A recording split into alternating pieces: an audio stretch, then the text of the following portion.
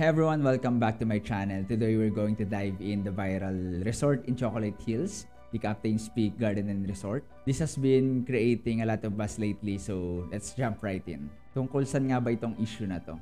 On March 6, 2024, a Facebook page by the name of Brenda Adventurer posted a review about the resort sa gitna ng Chocolate Hills. Today, it has a total of 14 million views. His intention was to promote the resort, but negatibo itong tinanggap ng ating mga netizens. Sa kadahilanang ang Captain's Peak Garden and Resort ay itinayo sa loob ng protected zone ng Chocolate Hills. And as we all know, Chocolate Hills is a natural monument and part of a protected landscape. Today, may mga kumakalat na photos ng dalawa pang resort na itinayo sa loob ng Chocolate Hills. March 13, nag-order na ng implementation ng temporary closure sa nasabing resort. Nag-issue na rin di umano ang DNR ng temporary closure order last September of 2023 and notice of violation nito lamang Enero dahil sa pag-ooperate ng resort ng walang ECC or Environmental Compliance Certificate. And March 14, revoke na ang business permit to operate ng Captain's Peak Resort. Ngayon, tingnan naman natin ang ilang mga komento at opinion ng ating mga netizens ukol dito sa issue. Some argue that the resort's presence disrupts the pristine beauty of the Chocolate Hills, while others defend that it is an opportunity for economic growth and tourism and hindi naman daw tinamaan yung mismong Chocolate Hills. Now, let's see some comments from the TikTok post of Architect Pia. Hindi naman kasi yan yung mismong Chocolate Hills. Ang tanong, giniba ba sila ng Chocolate Hills? Wala naman yata eh. But that pool is from Sagbayan and not in Carmen where Chocolate Hills are located. Posted this as well, Arky. Very alarming actually. We'll have a post as well from an architecture firm. They posted that they were recently asked on what their approach would be if they are tasked with designing near or inside the geological heritage site like the Chocolate Hills. So their response was that they would respectfully decline the offer, recognizing that no commercial architectural or architectural endeavor could match the natural value of such a natural wonder. Magbasa rin tayo ng comments from the viral post of Randy Adventurer. Sad, hindi pinotektahan ng government kung ano ay yung nagbibigay ng reason ba't sumikat ang province nila. Grabe, sayang yung ganda ng Chocolate Hills, tas bigla kang makakita ng ganyan. Eyesore, binaboy nyo ang view. Nagbigay na rin ng mga pahayag sa mga celebrity gaya ni Gretchen Ho, ni Ann Curtis, and trending din ngayon ng post ni RR Enriquez. She said that, opinion ko to, gumawa din kayo ng sarili niyong opinion. To be honest, okay sana yung idea nila. Kaso, bakit di man lang ginandahan? Di man lang Instagrammable? Paano po tayo ma-attract kung wala pong na-attract? I love the idea but failed po sa execution. Please maglaan kayo ng magandang budget for that. Now that we've seen the reaction and the opinion of the netizens, let's break it down and answer some of the questions.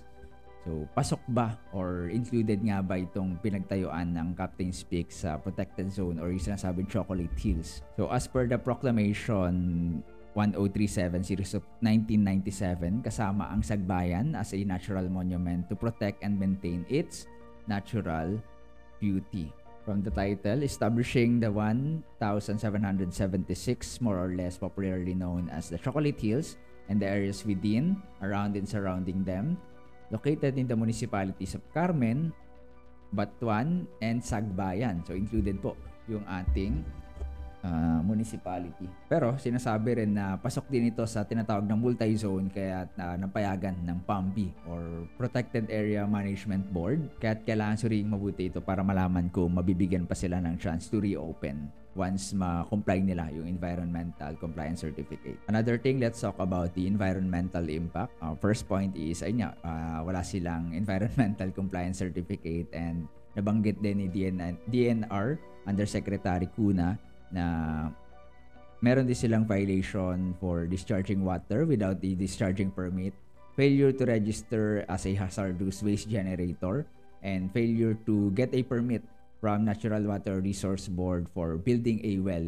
in the area. About cultural significance naman, because of this commercialization, yung pagtayo ng mismong resort, it might lessen the cultural and natural significance of the Chocolate Hills. Regarding legal compliance naman, masasabi naman natin dumaan sila sa tamang proseso because they seek a approval or permit from PAMB, which is nabigyan naman sila ng resolution.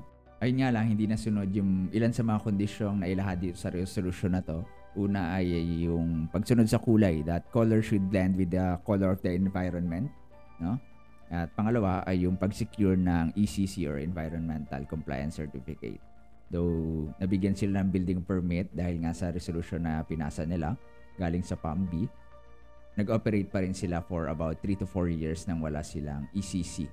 Then questionable din yung pagkakaroon ng business permit, building permit, kahit wala silang environmental compliance certificate. Pa doon yung pagbaba ng temporary closure order last September 2023 at notice of violation na hindi nakarating sa LGU kaya't napayagan pa rin makapag-release ng building permit, ng business permit to operate yung nasabing resort. Here's my take. As much as I appreciate the economic development or with regards to tourism, the Chocolate Hills is a national treasure and their preservation shall be non-negotiable. Though may mga loopholes pa nga kailangan ayusin kaya tapayagan itong pagtatayo ng Captain's Peak Resort. While the resort is offering amenities, they must respect the delicate balance between progress and conservation.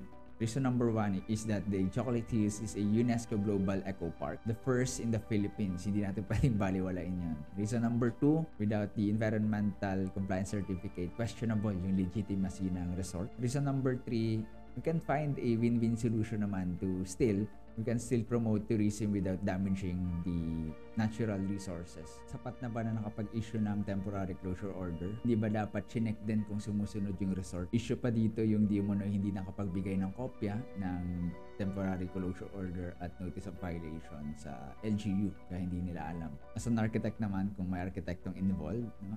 Kasi may architectural drawings na kailangan to submit sa building official, naway alalahanin natin yung ating code of ethics, yung Architect's Credo under legacy. I shall endeavor to do my duty in the protection of our common environment and the preservation of architectural heritage for the sake of the present and future generations. For now, let us trust the authority to do their jobs to resolve this issue. Idaan sa proper forum, sa due process, might as well update the laws, rules, and regulations na may loophole para maiwasan yung ganitong pangyayari. At naway maprotektahan ng likas yaman ng Pilipinas. Now, I want to hear from you. What's your stand in this issue? Should Captain Peak Garden Resort stay or go? Remember, progress doesn't have to come at the expense of our nature. Until next time, don't forget to like, subscribe, and hit the notification bell. Catch you in the next video. Paalam.